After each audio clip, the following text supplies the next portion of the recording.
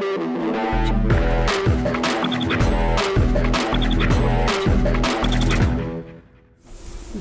doncs l'estat de la plantilla, la veritat és que hem tingut bastants problemes aquesta setmana.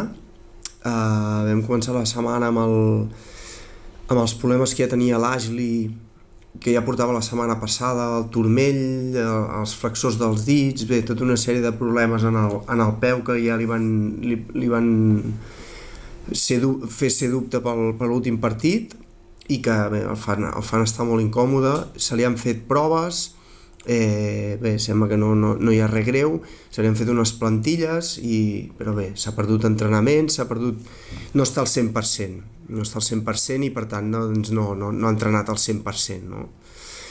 Després hi va haver el tema de l'Àlvaro, que va tenir el seu avi va morir i bé, va demanar permís per anar a Madrid i va estar, doncs, primer el van a veure, després va tornar, després se'n va haver de tornar a anar quan va passar això, i per tant ha estat una mica amunt i avall i s'ha perdut també entrenaments, no? I evidentment doncs, està una miqueta trasbalsat i el que porten aquestes coses. Després vam tenir amb el Jordan, que va tenir un problema al genoll, se li va inflamar, se li van fer proves també i va sortir que té un pinçament al menisc i també es va perdre 2 entrenaments. Ahir va entrenar a mitges, veurem com està avui. I finalment avui hem tingut el tema del Jaquis, que té un procés, no sabem si és víric, ara li estan mirant també, a veure si li podem donar antibiòtic o no, en funció del que sigui, i el més probable és que avui no entreni. Per tant, una setmana a nivell, en aquest sentit, bastant accidentada. Bé, esperar que, igual que el to de l'equip i la confiança de l'equip doncs no es guanya en una setmana ni en 2, doncs per tenir una setmana així no el perdem, no? Perquè la veritat és que per jugar contra el Huesca necessitem molt de to i molta energia, perquè és un equip que ens requereix molta, i la setmana en aquest sentit no hem pogut entrenar amb la intensitat i el to que requereix el rival, no? Però bé, ja et dic, esperem que tot el que portem construït fins ara i la inèrcia del treball doncs ens permetin afrontar el partit amb garanties. Preguntes?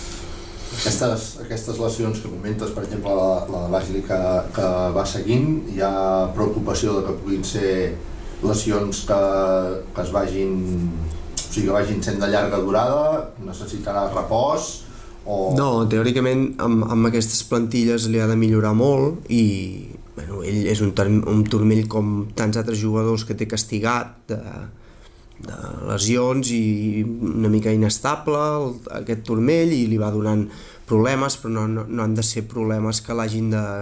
Vull dir, si ho tenim controlat i ho anem cuidant no té per què parar.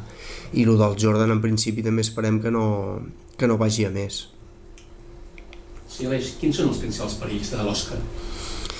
L'Osca és un equip que ofega els rivals, no? És un equip que és la segona millor defensa numèricament de la Lliga, que aconsegueix que l'altre equip perdi moltíssimes pilotes, com ja ens va passar en el partit amistós d'allà, no?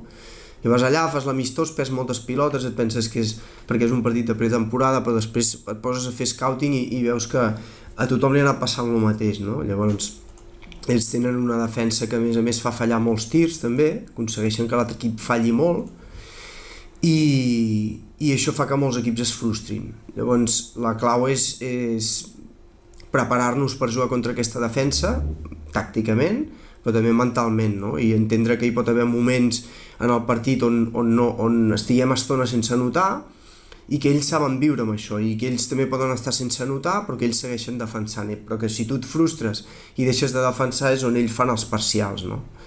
Llavors aquest factor mental és molt important i a nivell tàctic doncs evidentment és una defensa que pressiona molt fort sobre la pilota, amb la qual doncs allà hem d'estar durs, hem d'estar amb equilibri, hem d'estar no esperar la pilota, totes aquestes coses, i després la resta de jugadors tanquen molt i per tant el que hem d'aconseguir primer és obrir aquesta defensa per després poder-la perforar, no? No és tan important els conceptes que juguem, sinó que sempre hi hagi línies de passada preparades, perquè si no estàs ben col·locat és quan hi ha aquestes pèrdues de pilota, no? Que a ells els hi permet córrer i anotar i entres en aquesta dinàmica que ells aconsegueixen que no estiguis còmode.